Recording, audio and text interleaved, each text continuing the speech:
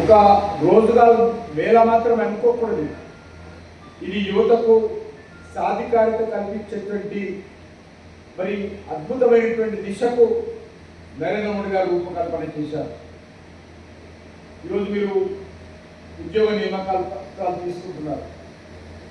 సుమారు 25 నుంచి 30 సంవత్సరాల వరకు కూడా మీరు దేశానికి మీరు ఎంచుకున్నటువంటి ఈ ఉద్యోగాల ద్వారా సేవ చేసేటువంటి అవకాశం ఉంటుంది.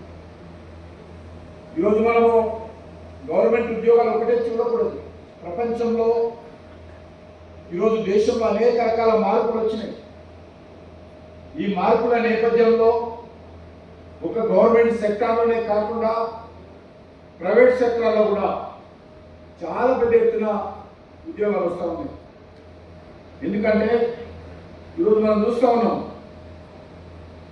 మరి ఏ రకంగా ఉద్యోగాలు మనం పెరుగుతూ ఉన్నాయో మనం చూస్తూ ఉన్నాం. గతంలో ఉద్యోగాల కోసము ఇతర దేశాలకు మాత్రమే ఎక్కువ అయినటువంటి వాళ్ళు, కానీ ఈరోజు తగ్గింది.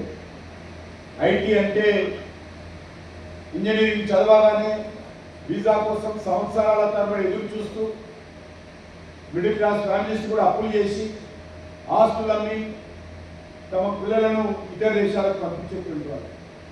కానీ ఈరోజు మారింది పరిస్థితి. మన దేశంలో కూడా ఐటీ ఉద్యోగాలకు అద్భుతమైనటువంటి అవకాశాలు ఈరోజు వస్తున్న విషయాన్ని సందర్భంగా మనం చేస్తున్నాం.